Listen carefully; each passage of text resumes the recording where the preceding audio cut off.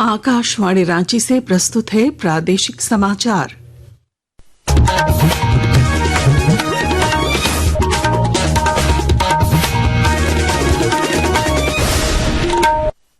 नमस्कार, प्रादेशिक समाचारों के साथ मैं पूनम करकेट्टा। पहले मुख्य समाचार। मुख्यमंत्री हेमंत सोरेन ने रांची में नगर विकास विभाग के 19 नवचयनित अभ्यर्थियों को सौंपे नियुक्ति पत्र। योजनाबद्ध शहरी विकास और रोजगार सृजन पर दिया जोर। विधानसभा अध्यक्ष रविंद्र नाथ महतो राष्ट्रमंडल संसदीय संघ सम्मेलन में भाग लेने बंगलुरु रवाना। सम्मेलन में संवाद और चर्चा पर देंगे ध्यान। भाजपा ने सूर्या हांसदा एनकाउंटर और नगड़ी जमीन विवाद को लेकर किया राज्यव्यापी प्रदर्शन। केंद्रीय मंत्री अन्नपूर्णा देवी ने कहा, हेमंत सरकार में आदिवासी असुरक्षित। स्वास्थ्य मंत्री डॉक्टर इरफान अंसारी ने विपक्ष की आलोचना को किया खारिज। कहा, हेमंत सरकार प्रभावी काम कर रही है।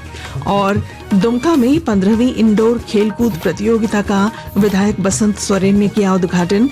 बैडमिंटन, पावर लिफ्टिंग सहित कई खेलों में खिलाड़ियों ने लिया भाग। और अब समाचार विस्तार से। मुख्यमंत्री हेमंत सोरेन ने आज रांची में नगर विकास एवं आवास विभाग के 19 नवचयनित अभ्यर्थियों को नियुक्ति पत्र सौंपते हुए कहा कि नियुक्तियों का सिलसिला जारी रहेगा। इस मौके पर उन्होंने झारखंड पर्यटन एवं झारखंड टूरिज्म डेवलपमेंट कॉरपोरेशन के लोगो और वेबसाइट का शुभारंभ किया तथा कहा कि पर्यटन से राज्य की अर्थव्यवस्था को मजबूती और रोजगार के नए अवसर मिलेंगे। मुख्यमंत्री ने नवनियुक्त अभ्यर्थियों से राज्य की बेहतरी के लिए पूरी निष्ठा से काम करने का आह्वान किया। उन्होंने कहा कि शहरों का योजनाबद्ध विकास और पर्यटन को बढ़ावा सरकार की प्राथमिकता है।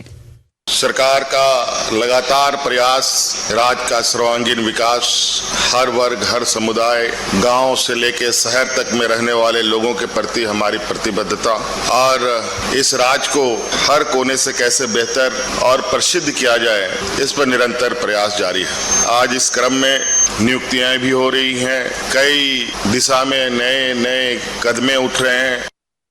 झारखंड विधानसभा अध्यक्ष रविंद्र नाथ महतो 11वें राष्ट्रमंडल संसदीय संघ इंडिया रीजन कॉन्फ्रेंस में भाग लेने के लिए आज रांची से बंगलुरु के लिए रवाना हुए। यह 3 दिवसीय सम्मेलन आज से 13 सितंबर 2025 तक बंगलुरु में आयोजित होगा, जिसमें लोकसभा और अन्य राज्यों के विधानसभा अध्यक्ष भी भाग ले रहे हैं। सम्मेलन में श्री महतो विधायी संस्थाओं में संवाद और चर्चा, जन विश्वास का आधार, जन आकांक्षाओं की पूर्ति का माध्यम विषय पर व्याख्यान देंगे और बाद में कर्नाटक के सांस्कृतिक एवं पर्यटन स्थलों का भ्रमण करेंगे। सूर्या हांसदा एनकाउंटर और नगड़ी में एम्स 2 के लिए आदिवासियों की जमीन को गलत तरीके से कब्जा करने के मामले को लेकर भाजपा प्रदेश नेतृत्व के आह्वान पर आज राज्य भर के जिला मुख्यालयों और प्रखंड कार्यालयों पर 1 दिवसीय धरना प्रदर्शन किया गया। इसी के तहत गिरिडीह में भी सभी प्रखंडों में आक्रोश प्रदर्शन किया गया। बेंगाबाद में प्रदर्शन में शामिल हुई केंद्रीय महिला एवं बाल विकास मंत्री अन्नपूर्णा देवी ने कहा कि हेमंत सरकार में आदिवासी असुरक्षित हैं और उनकी जमीन छीनी जा रही है। सूर्या हांसदा जी का फर्जी मुठभेड़ दिखाकर मारा गया है और उसको लेकर के सीबीआई जांच हो, इसको लेकर पूरे राज्य के अंदर ये कार्यक्रम चल रहा है। और उसके साथ साथ रिम्स 2 जो नगरी में बनाया जा रहा है, गरीब आदिवासी किसान के जमीन को सरकार के द्वारा, तो इन दोनों ही को लेकर राज्य सरकार जिस तरह से मनमाने ढंग से कानून व्यवस्था नाम की कोई चीज नहीं है, लोग परेशान है, सरकार मौन है, भ्रष्टाचार भी चरम सीमा पर है। इधर लोहरदगा में भाजपा ने 1 दिवसीय आक्रोश प्रदर्शन किया, जिसमें पूर्व सांसद सुदर्शन भगत ने राज्य सरकार पर भ्रष्टाचार और अपराधियों को संरक्षण देने का आरोप लगाया। प्रदर्शन के बाद बीडीओ के माध्यम से राज्यपाल को मांग पत्र सौंपा गया, जिसमें नगड़ी की जमीन किसानों को लौटाने और रिम्स 2 के लिए वैकल्पिक भूमि चुनने की मांग की गई। उधर सरायकेला में भाजपा कार्यकर्ताओं ने पूर्व प्रदेश मंत्री शैलेंद्र सिंह के नेतृत्व में प्रदर्शन किया और आदिवासियों के अधिकारों की रक्षा की मांग की। स्वास्थ्य मंत्री डॉक्टर इरफान अंसारी ने कहा कि रांची रिम्स की व्यवस्था सुधारना उनकी प्राथमिकता है और 13 सितंबर को शासी निकाय की बैठक में जनहित के मुद्दों पर विमर्श होगा। आज दुमका में पत्रकारों से बातचीत में मंत्री ने विपक्ष की आलोचना को खारिज करते हुए कहा कि हेमंत सरकार सभी क्षेत्रों में प्रभावी काम कर रही है और आने वाले 5 वर्षों में राज्य में अद्भुत विकास होगा। रात को संवारेंगे, जनता का काम करेंगे। 13 तारीख को हम बैठक करेंगे और कई अहम एजेंडा जो जनहित के लायक होगा, मरीजों के लायक होगा, राज्य होगा। निश्चित तौर पर मैं कहना चाहता हूँ हमारे विभाग काम है, रिम्स में बहुत काम करना है। अच्छे वातावरण में, अच्छे माहौल में हम काम करके दिखाएंगे। लोहरदगा के सेन्हा प्रखंड में राज्य वित्त आयोग के अध्यक्ष अमरेंद्र प्रताप सिंह और सदस्य हरीश्वर दयाल ने विभिन्न सरकारी विकास योजनाओं की समीक्षा की।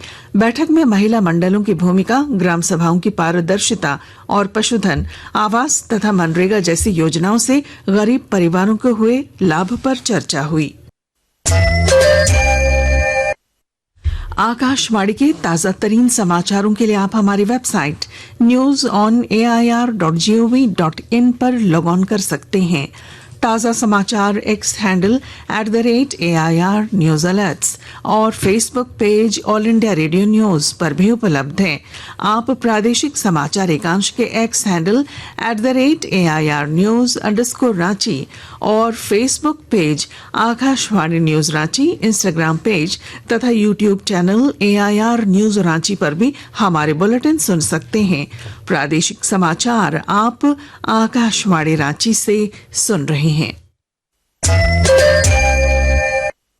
प्रधानमंत्री नरेंद्र मोदी ने स्वतंत्रता दिवस पर लाल किले के प्राचीर से दीपावली तक अगली पीढ़ी के वस्तु और सेवा कर GST सुधारों की घोषणा की थी। 3 सितंबर को GST परिषद के आम आदमी पर ध्यान केंद्रित करते हुए दरों को युक्त संगत बनाने को स्वीकृति दी गई। आज हम ऑटोमोबाइल उद्योग के लिए किए गए सुधारों की बात कर रहे हैं। इन सुधारों के अंतर्गत 350 सीसी से कम इंजन क्षमता वाले 2 पहिया वाहनों पर GST 28% से घटाकर 18% कर दिया गया है। वहीं 1200 सीसी से कम की पेट्रोल और 1500 सीसी से कम की डीजल कार जिनकी लंबाई 4 मीटर से अधिक न हो, उन पर GST की दर को 28% से घटाकर 18% कर दिया गया है। ऑटोमोबाइल व्यापारी रंजीत मिश्रा ने नए GST सुधारों को दिवाली का तोहफा बताया है। जिस तरीके से उन्होंने GST 28% से ऑटोमोबाइल पे 18% लेके आया, 10% अराउंड बहुत मायने रखता है। और उसके अलावा 35 ऐसी वस्तुएं हैं जिसपे GST नील कर दिया है। ऑटोमोबाइल उद्योग अर्थव्यवस्था में महत्वपूर्ण भूमिका निभाता है। आकाशवाणी समाचार, दिल्ली। सरायकेला खरसावां पुलिस ने जिले में अफीम की अवैध खेती रोकने के लिए प्री कल्टीवेशन ड्राइव शुरू कर गांव-गांव जाकर ग्रामीणों और विद्यार्थियों को इसके दुष्परिणाम और इसके कृषि विकल्पों के बारे में जागरूक किया। अभियान में थाना प्रभारी, कृषि और वन विभाग के प्रतिनिधि, BDO और जनप्रतिनिधियों के साथ पंचायतवार कार्यक्रम आयोजित किए जाएंगे। अफीम की खेती करने वालों के खिलाफ सख्त कार्रवाई की जाएगी। गोड्डा के अलावा संताल परगना के लोग अब मोटे अनाज के आटे से बने बिस्किट का आनंद ले रहे हैं। विस्तृत ब्यौरा दे रहे हैं हमारे संवाददाता। गोड्डा के अलावा संताल परगना के लोग अब मोटे अनाज से बने आटे के बिस्कुट का आनंद ले पाएंगे। इसके साथ केक, ब्रेड व पास्ता जैसे फास्ट फूड को भी अपनी भोजन डेस्टिनेशन में शामिल कर पाएंगे। गोड्डा कृषि विज्ञान केंद्र में मड़ुआ और मोटे अनाज की प्रोसेसिंग के लिए श्री अन्न नामक प्लांट आरंभ किया गया है। 40 लाख की लागत वाले यह श्री अन्न प्लांट द्वारा अब मोटे अनाज में शामिल मड़ुआ आदि से बिस्कुट, केक, पास्ता आदि निर्माण किया जाएगा, जो गोड्डा व संताल परगना स्तर के बाजार में इसे उतारा जा रहा है। गोड्डा के कृषि वैज्ञानिक डॉक्टर रविशंकर ने इस बात की पुष्टि की है। आकाशवाणी समाचार के लिए गोड्डा से नीरज किशोर। दुमका में जिला खेलकूद संघ द्वारा 15वां इंडोर खेलकूद प्रतियोगिता का आयोजन हुआ। इसका उद्घाटन विधायक वसंत सोरेन ने किया।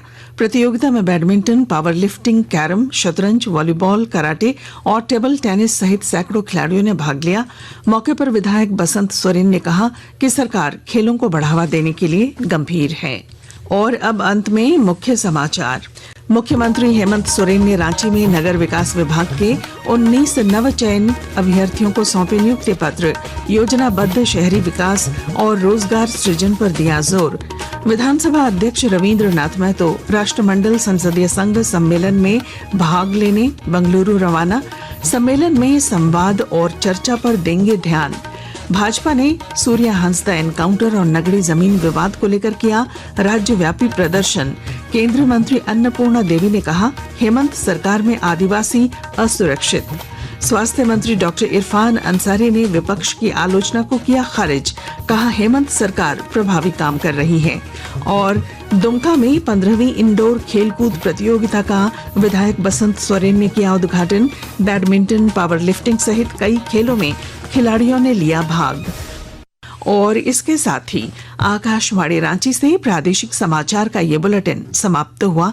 अगला प्रादेशिक समाचार बुलेटिन कल सवेरे 8:30 बजे प्रसारित किया जाएगा। नमस्कार।